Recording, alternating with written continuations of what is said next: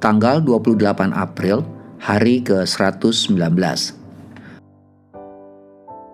Refleksi dan penyembahan.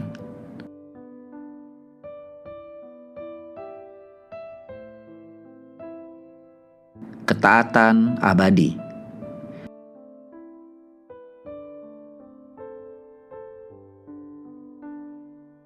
Ketaatan memberikan penerangan pada hal-hal ilahi yang terselubung.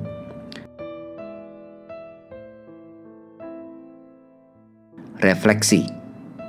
Kitab 1 Tawari memberikan pandangan para imam tentang pemerintahan Daud. Kitab 2 Tawari melanjutkan editorial ilahi ini dengan berfokus pada keturunan Daud, para raja yang memerintah atas kerajaan selatan Yehuda. Raja-raja yang namanya disebutkan secara singkat dalam 2 raja-raja menerima lebih banyak ruang dalam 2 Tawari, dan untuk alasan yang baik. Asa, Yosafat, Yoas, Usia, dan Yotam memimpin reformasi yang membantu memulihkan kebenaran dan menunda penghakiman selama beberapa dekade. Mereka membuat perbedaan dalam generasi mereka karena mereka berjalan bersama Tuhan dan menggunakan pengaruh yang diberikan Tuhan untuk kebaikan. Perhatikan bagaimana penulis sejarah menggarisbawahi apa yang baik dalam pemerintahan mereka dan apa yang ada di balik kesuksesan mereka. Dan Tuhan menyertai Yosafat karena ia hidup mengikuti jejak yang dahulu dari Daud, bapa leluhurnya. 2 Tawari pasal 17 ayat 3. Dan selama ia, yaitu Usia, mencari Tuhan, Allah membuat segala usahanya berhasil. 2 Tawari 26 ayat 5. Yotam menjadi kuat karena ia mengarahkan hidupnya kepada Tuhan Allahnya. 2 Tawari 27 ayat 6. Sayangnya, pengaruh raja-raja yang saleh ini sebagian besar diredam oleh efek kumulatif dari banyak raja yang durhaka. Spiral itu jelas ke bawah, dan waktunya hampir habis untuk Yehuda. Renungan. Tidak ada berita viral di zaman Usia, tetapi jika ada, bangsa itu mungkin telah membaca remaja mengambil alih kekuasaan pemerintahan. Pada usia 16 tahun, Raja muda Usia memulai pemerintahan yang akhirnya berkuasa lebih dari setengah abad. Tanpa disadari, Usia mendapati dirinya mengemudikan seluruh bangsa. Dipersenjatai dengan kelakuan yang sehat pada Tuhan, komitmen kuat untuk melakukan apa yang benar, dan lingkaran penasehat saleh, Usia tidak membuang waktu pergi ke sekolah di negaranya.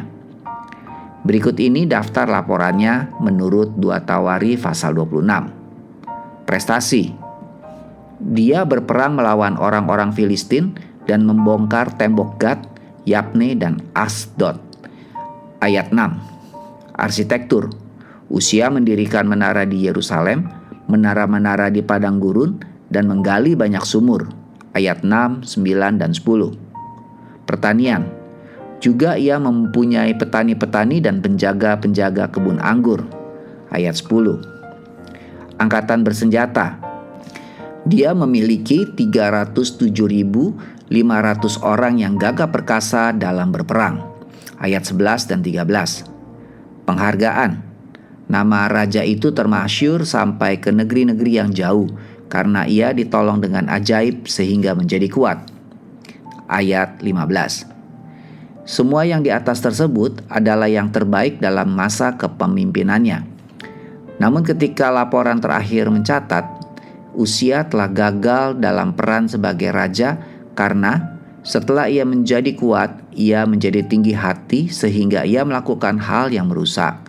2 Tawari 26 ayat 16. Kesombongan dan keangkuhan di kemudian hari menyebabkan dia terserang kusta dan meninggal secara tragis. Aplikasi.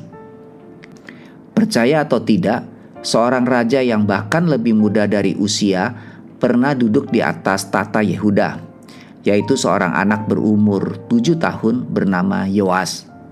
2 Tawari pasal 24 ayat 1. Kesetiaan kepada Tuhan tidak mengenal batas umur. Baik muda atau tua usia Anda, Anda akan selalu tepat untuk mencari Tuhan dan mematuhinya dengan sepenuh hati. Rasul Paulus menggarisbawahi poin ini ketika dia memberitahu muridnya yang muda Timotius, yaitu, jangan seorang pun menganggap engkau rendah karena engkau muda.